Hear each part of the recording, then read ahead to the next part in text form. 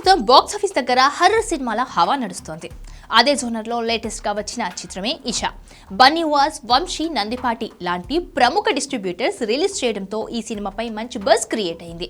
మరి ఈ horror thriller audience ని ఏ మేరకు భయపెట్టిందో చూద్దాం. కథ విషయానికి వస్తే కళ్యాణ్, నయన, వినయ్, అపర్ణ ఈ నలుగురు క్లోజ్ ఫ్రెండ్స్.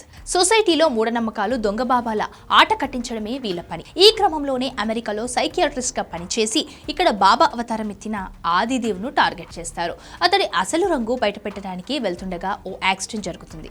అక్కడి నుంచి పుణ్యవతి వీళ్లను వెంటాడడం మొదలు పెడుతుంది.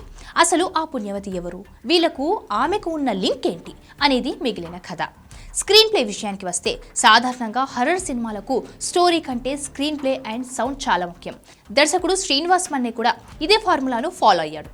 కథలో కొత్తదనం లేకపోయినా కథనంతో నెట్టుకొచ్చారు. సినిమా మొత్తం ఒకే లొకేషన్లో పాత బంగ్లాలో జరుగుతుంది.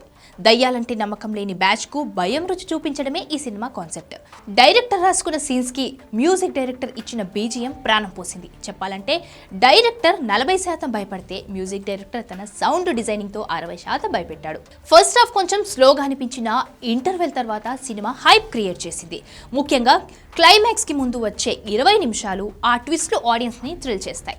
క్లైమాక్స్ డిజైన్ చేసిన విధానం సినిమాకు మేజర్ అసెట్. నటీనటుల విషయానికి వస్తే లీడ్ రోల్స్ చేసిన త్రిగుణ్, హెబ్బా, సిరి, అఖిల్ రాజ్ నలుగురు తమ పరిధి మేరకు చాలా బాగా నటించారు. ఎవరికి వారు ది బెస్ట్ ఇచ్చారు. సీనియర్ నటుడు పృథ్వీరాజ్ తన పాత్రలో ఒదిగిపోయారు.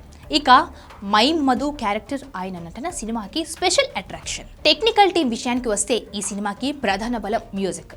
డైరెక్టర్ ఆర్ఆర్ ధ్రువన్ ప్రతి సినిమాను తన బ్యాక్గ్రౌండ్ స్కోర్తో ఎలివేట్ చేశారు. సినిమాటోగ్రఫీ, ఎడిటింగ్ వర్క్ కూడా నీట్గా ఉంది. మేకర్స్ ప్రమోషన్స్లో చెప్పినట్లు గుండె ఆగిపోయేంత భయం లేకపోయినా ఉన్నంతలో బాగా థ్రిల్ చేస్తుంది. ఫైనల్గా చెప్పాలంటే చిన్న చిన్న లోపాలు పక్కన పెడితే ఇషా ఒక డీసెంట్ హర్రర్ థ్రిల్లర్.